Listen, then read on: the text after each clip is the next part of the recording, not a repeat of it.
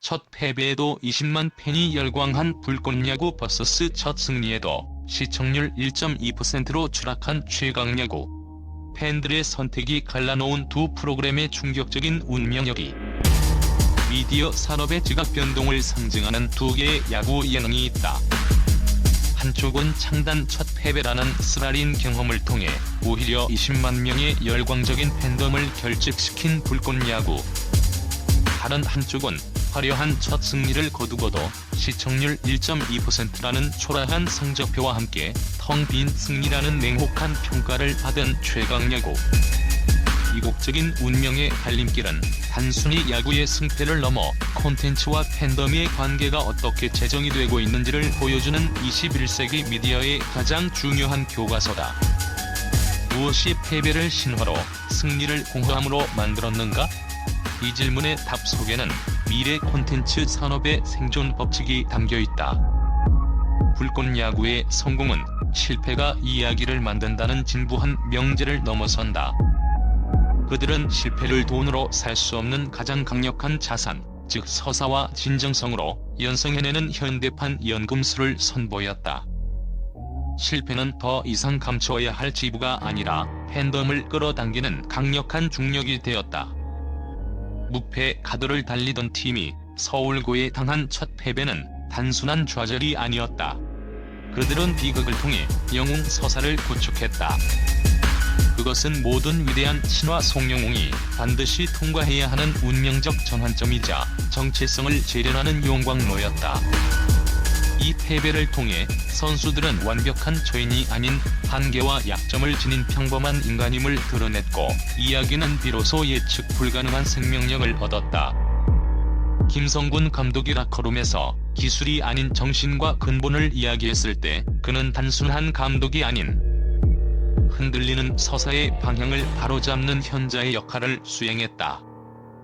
그의 말은 선수들의 정체성을 승리하는 기계에서 의미를 위해 싸우는 투사로 재정의했다.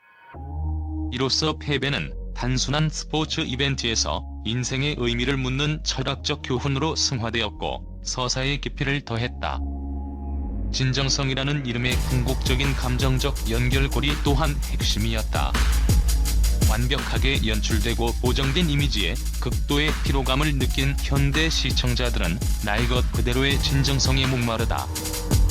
불꽃야구 선수들의 어설픈 수비, 어이없는 주루미스는 실력 부족의 증거가 아니라, 그럼에도 불구하고 포기하지 않고 뼈가 부서져라 뛰는 전력 투구의 가장 순수한 증거로 받아들여졌다. 팬들은 스크린 속 땀과 흙으로 범벅된 노장 선수들에게서 긴 하루 끝에 지친 어깨를 이끌고 집으로 향하는 자기 자신의 모습을 투영했다. 이 순간 시청자는 평가하고 관람하는 관객의 위치에서 그들의 고통과 노력을 함께 나누고 응원하는 동반자로 변모했다. 이것이야말로 수백억의 제작비나 화려한 컴퓨터 그래픽으로도 결코 살 수 없는 강력한 감정적 유대, 즉 우리라는 공동체 의식의 탄생이었다. 이는 단순한 공감을 넘어선 감정적 결속으로 팬들은 선수들의 승리를 자신의 승리처럼, 그들의 패배를 자신의 아픔처럼 느끼게 되었다. 이 유대감은 프로그램에 대한 충성도를 극대화시키는 가장 강력한 동력이 되었다. 나아가 팬덤은 단순한 시청자 그룹을 넘어 하나의 자생적인 문화 운동으로 진화했다. 팬들은 프로그램을 수동적으로 소비하는 것을 넘어 선수들의 실책을 밈으로 만들어 애정 어린 놀림의 대상으로 삼거나, 경기 내용을 심도 있게 분석하는 영상을 스스로 생산하고 유통시키는 거대한 콘텐츠 생태계를 구축했다. 제작진은 불씨를 던졌을 뿐 팬덤이라는 이름의 거대한 유기체가 그것을 누구도 통제할 수 없는 거대한 들불로 키워냈다. 이것이 바로 전통적인 톱다운 방식의 미디어가 결코 흉내낼 수 없는 커뮤니티 중심 모델의 압도적인 파괴력이자 창조력이었다. 팬들은 더 이상 콘텐츠의 소비자가 아니라 서사를 함께 만들어가는 공동 창작자이자 프로그램의 가치를 수호하고 전파하는 복음 전도사의 역할을 자처했다.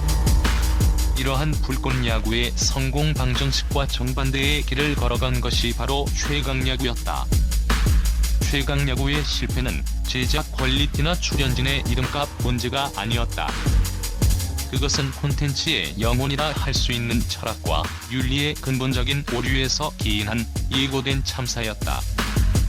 가장 치명적인 문제는 맥락의 완전한 파괴였다.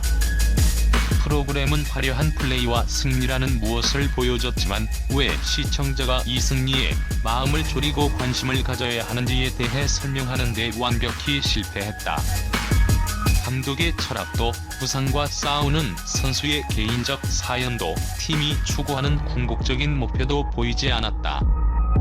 그 결과 화려한 플레이들은 감정의 끈으로 연결되지 못한 채 의미 없이 흩어지는 파편적인 이미지의 나열에 그쳤다. 시청자들은 뜨거운 이야기가 담긴 유기적인 드라마가 아닌 영혼 없이 정교하게 조립된 산업재를 소비하고 있다는 공허함을 느꼈다. 이는 마치 심장 없이 완벽하게 작동하는 기계와 같아서 감탄을 자아낼 수는 있어도 결코 사랑받을 수는 없었다. 승리는 있었지만 그 승리에 담긴 이야기가 없었다. 원조를 훔쳤다는 씻을 수 없는 도덕적 원죄는 모든 노력을 물거품으로 만드는 치명적인 부메랑 효과를 낳았다. 이 부정적인 낙인은 한 번 씌워진 주홍글씨처럼 프로그램의 모든 요소를 왜곡해서 보게 만드는 강력한 필터로 작동했다. 선수들의 환호는 순수한 기쁨이 아닌 뻔뻔한 과시로 해석되었고, 승리를 자축하는 모습은 배신의 기억을 더욱 아프게 상기시키는 기제로 작용했다. 긍정적인 이미지를 쌓으려는 모든 시도는 오히려 팬덤의 냉소와 불신을 강화하는 역효과를 불렀다. 한 번 형성된 불신의 벽은 그 어떤 화려한 연출이나 극적인 승리로도 결코 뚫을 수 없었다. 결정적으로 최강야구는 시청자를 여전히 20세기의 수동적인 소비자로 취급하는 블랙박스 제작 모델의 한계를 명확히 드러냈다. 제작 과정은 철저히 베일에 쌓여있고 시청자는 완성된 결과물만 일방적으로 전달받을 뿐이다. 그러나 이 시대의 팬들은 더 이상 조용히 지갑을 여는 소비자의 길을 거부한다. 그들은 이야기의 일부가 되어 참여하고 소통하며 때로는 비판을 통해 콘텐츠를 함께 만들어가는 파트너가 되기를 원한다. 최강야구는 이 시대의 가장 중요한 게임의 규칙을 외면했기에 팬들이 내리는 냉정한 최종 판결을 피할 수 없었다.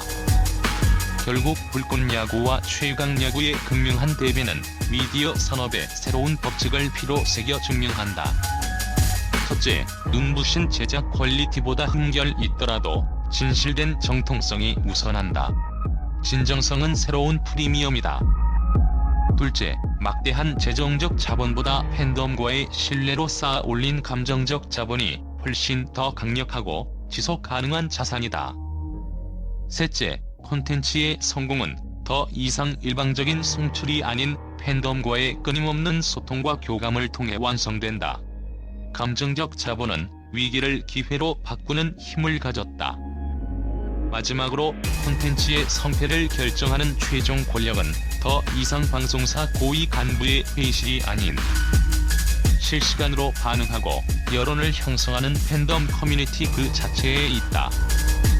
이 새로운 권력의 이동을 이해하지 못하는 자는 과거의 유물이 될 뿐이다.